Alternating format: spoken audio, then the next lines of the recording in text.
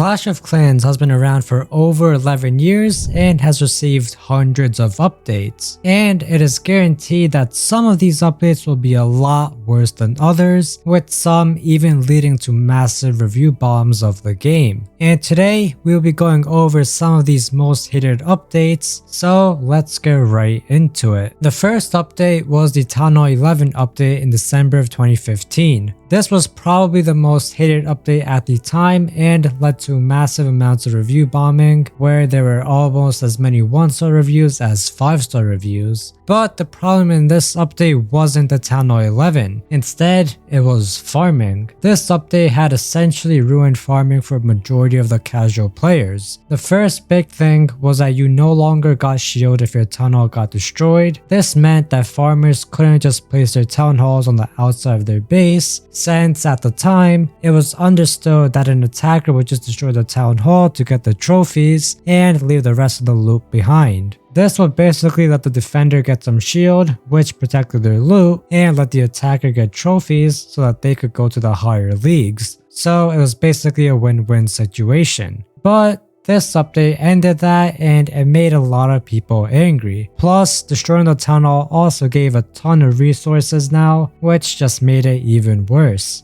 But that wasn't even the main part that was bad. What farmers and other casual players really hated was a new matchmaking system. This new system had a lot of changes, but mainly it made it so that you would get less loot for attacking players with town halls lower than you, and it also pretty much got rid of dead bases that were stacked with resources. And to make it even worse, many players noticed that it took much longer to find bases with a lot of resources, and those bases typically ended up being much stronger than theirs, and made it hard to attack. Many people also blame Supercell for being greedy, since this update made progression a lot slower for casual players, which was likely to get them to spend money buying gems so that they could get things like resources and shields. Overall, this was a really bad update for a majority of the casual players, but now let's move on to the next one. This next one is an update that I personally hate a lot, and that is limiting the resources you can purchase with raid medals at the trader shop. This update was very recent and came out in March of 2023. Instead of basically being able to just buy infinite resources, you would now be limited to only one purchase of resource every week. If they admitted to only once a day,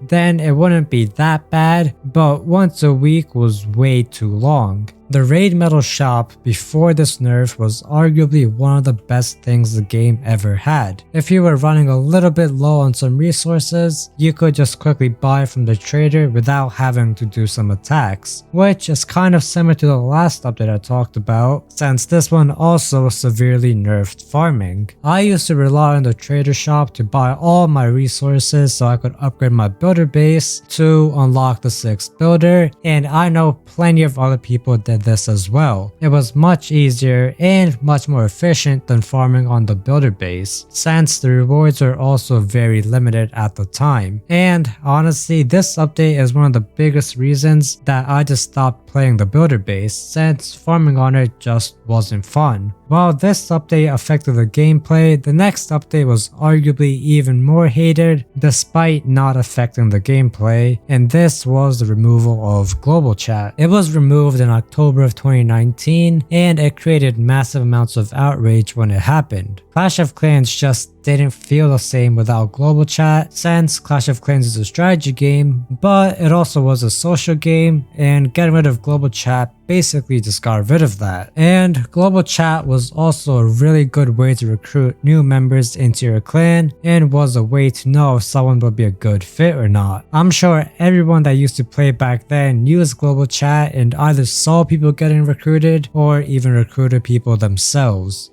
It was a really good feature in my opinion, and was also good to hang out in if your clan was inactive. However, Supercell did remove it with the explanation that they wanted to keep a safe environment, since a lot of the players are on the younger side, and that it would take too much out of them to effectively moderate all the chats. So they just decided to fully get rid of it, and they say they will never ever add it back into the game. And as for the recruitment issue, they ended up adding in a new recruitment system. However, many people had problems with this as well. The filters weren't really all that good and were very surface level, and it would take some time looking through all the different options to find the best fits. Plus, the clan tags are pretty useless, and for most people it just didn't mean much, and people are still getting upset over global chat to this day. But the next update was the introduction of Town Hall 15 in October of 2022. And more specifically, the spell towers. First of all, many people disliked Town Hall 15 since it just didn't live up to the hype. Supercell said that it was their biggest content release for a Town Hall, yet there were only 2 new buildings added to the game, which were the Spell Tower and Monolith, and we will get to the Spell Tower shortly. With this new Town Hall, there was a massive jump defensively as many different defenses got new levels, but this also made it very difficult to attack this new Town Hall, especially since there wasn't anything too crazy offensive wise that was added in the update. This made the defense very strong, whereas the offense was more or less the same as it was for Town Hall 14 strength wise. This made it very hard to even 2-star base if you were just a casual player, and the addition of the Spell Tower just made the game so much more complicated due to the tricky mechanics of the Spell Tower.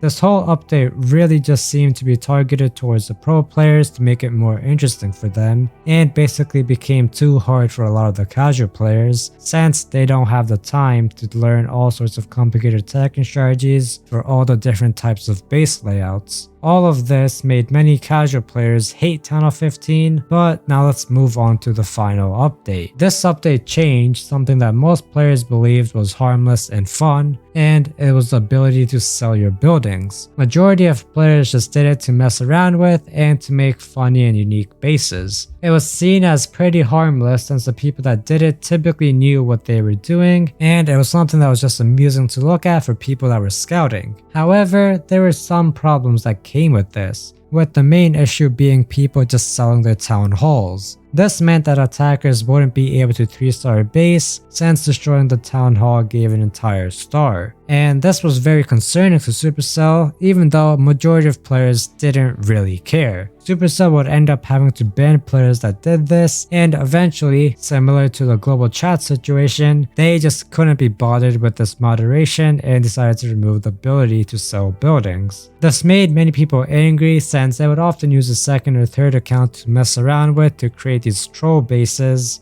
and this kind of took out the fun from the game in this aspect. Also, it led to a lot of players getting banned, and obviously I'm sure you can see why that would make people angry. And there are also tons of other updates, like the introduction of air sweepers or even the addition of electro dragons, which were hated by many people as well, but these were just 5 of the most hated updates in Clash of Clans. So let me know in the comments which one was your least favorite and also other ones that I didn't include in this video.